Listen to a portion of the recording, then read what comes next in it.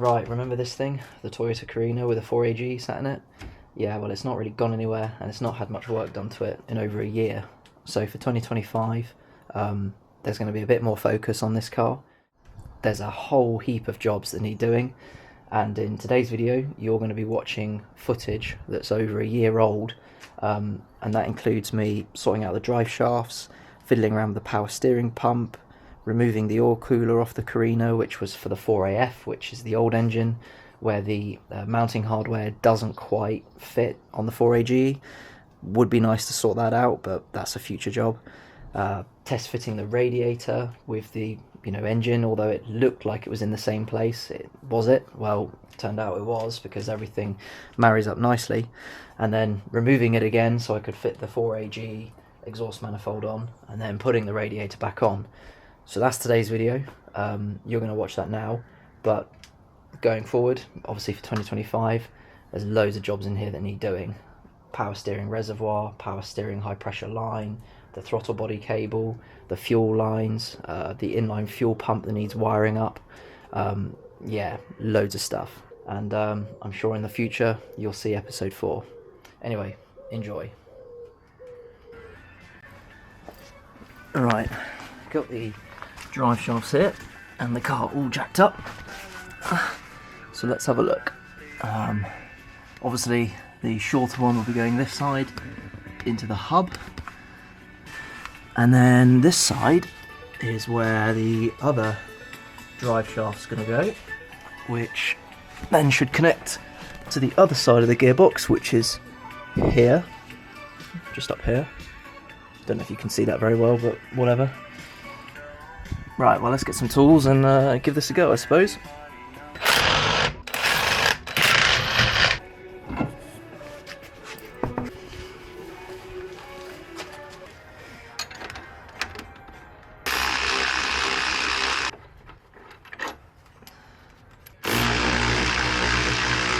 They came off nice and easy, and that should allow some play with this hub, enough to get the drive shaft on.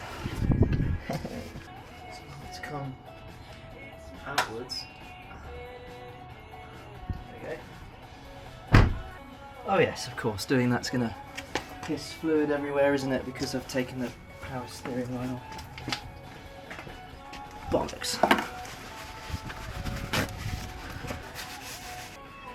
Now that is going to be the wheel side, and that will be the gearbox side. These boots look okay. I don't think there's any need to change these. Right, let's get this in. Right, so if I just get this to hold that, thank you. Thank you, sir.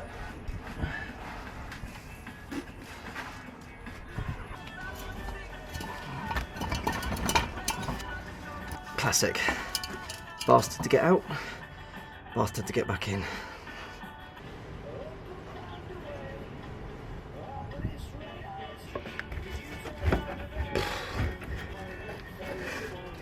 Just go in. I actually do think I remember taking these off, to be honest, as well.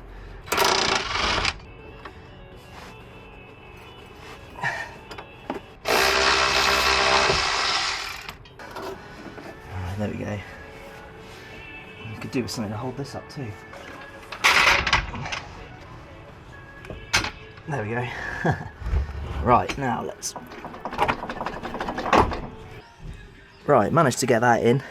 In the end I used the axle stand to keep this sort of shaft level, and then I just basically held this and went 1, 2, 3 and did a real big shunt, and that's pushed the, I guess you could say, male end into the female end of the gearbox, so it is in there now solid. So now I need to get it into this hub. Okay. Right, I think it's just gonna have to be a 1, 2, 3. Ow, crushed my hand a bit. Oh, okay, and there we go. All right, I'm not on the disc, if that's what you're wondering. Let's jack this up a bit. I think we're golden. if I start to line up the suspension arm. Oh, is this going to be a bit of a cheat? Right, where's that bolt? Cool. Alright, and that's slightly in as well. Ah, there we go. Let's there you go. Alright, just do this up quickly.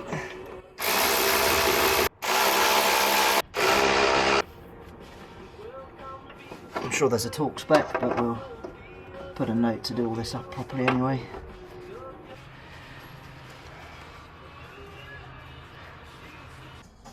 Right, same process on the other side.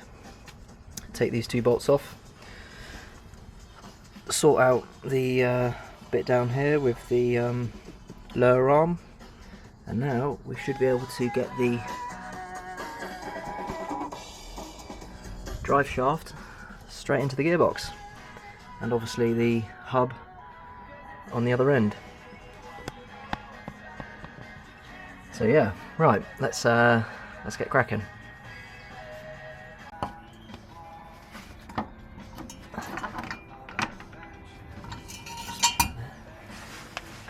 Okay, right, so I think that's pretty much in.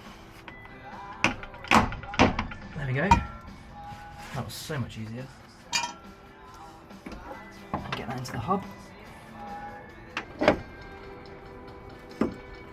let's get those nuts on the bottom. Oh my god, that's heavy.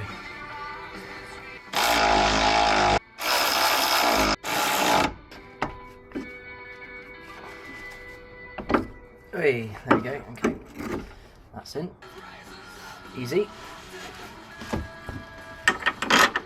Right. Is that one in?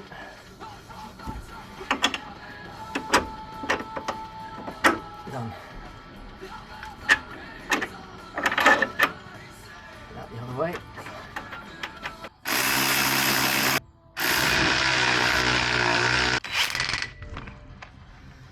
Nice.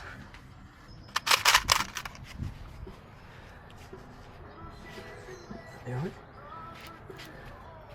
Oh, actually that's massive. That is humongous. Oh well, that'll do.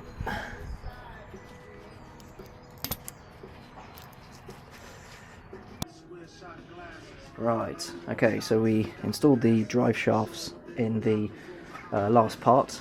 Today I'm going to be installing as much as I can, but we're going to start with the power steering pump.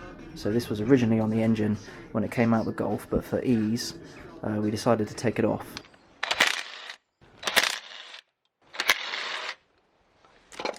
It's quite loose. Now, while the exhaust manifold isn't here and radiators, etc., etc., it should be quite easy just to bolt straight on to the block down here. Is where I'm guessing, based on this bracket. So I'm going to try and get that installed and see if I can find the belt that originally went with it, which I imagine will go around. I think that's the crank pulley. So yeah, cool. Right, let's get this installed.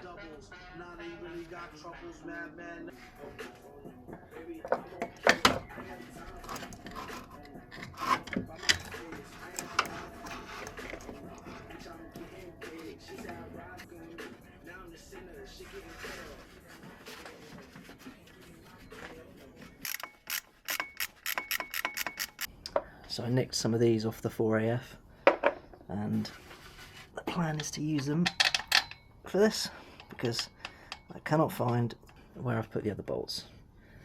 They fit in nice and snug, so that's good. Right, I found the belt that's for this power steering pump, so let's see if we can chuck this on. So it looks like this belt is far too big, because it's expecting the AC compressor, I reckon. That's probably what all these holes are down here. Yes, the AC compressor would then be down here, and it would pull this belt tight. So although this belt is good, it's too long.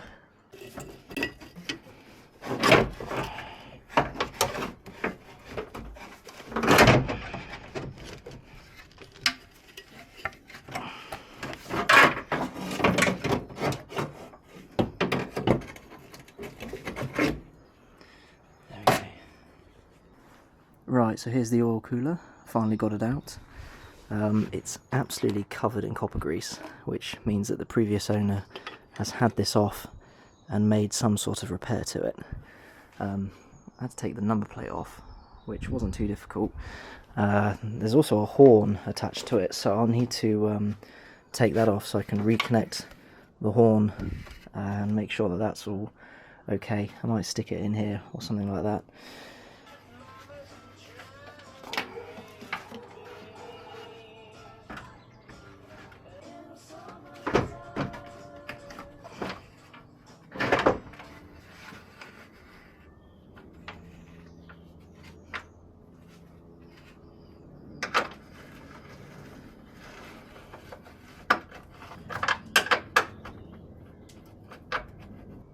Okay, so I've just been doing some test fits with the radiator, and it's gone back in okay. It's not really been much of an issue. Just to kind of illustrate, look at that.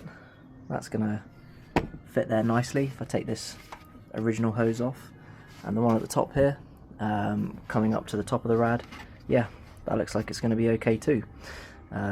Marries up quite nicely. I just need to get the original one from the Carina out of the box, and yeah, that should be good to go. I wasted a lot of time with this gearbox linkage. This bushing here is completely buggered, but I managed to use some split pins just to get it on, so if we do ever want to try and change gear, it will be possible just for rolling around, I guess, shop floors and things like that while it gets worked on. So part of the radiator is the water expansion tank. That looks like it's going to be okay to live back in its original position, depending on what we do with the power steering reservoir. But I guess the next thing is the exhaust manifold. What does that look like? Well, the original exhaust manifold used to actually burn the side of this the side of this fan, but after a while it kind of made its own clearance, if you get what I mean. But if I grab the 4AGE exhaust manifold, I think you could literally just chuck that right in there and it should be all okay. I'm hoping it will clear the oil filter, and I'm hoping it will clear the fan shroud, otherwise we might have to start experimenting and moving the radiator a little bit further along, but shouldn't be too difficult.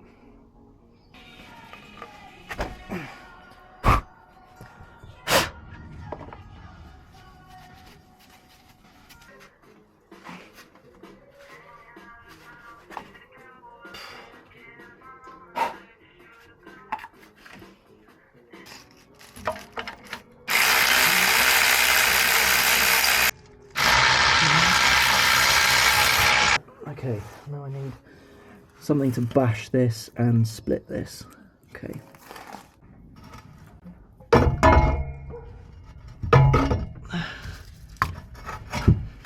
Okay. Ooh. Excellent. There's not really a cat on it, is there? But here's the original exhaust. Very skinny, probably, I don't know, 1.5 inch, 2 inch system.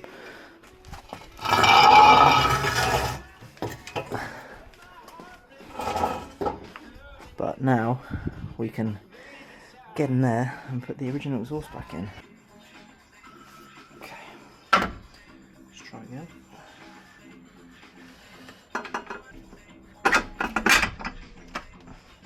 Oh.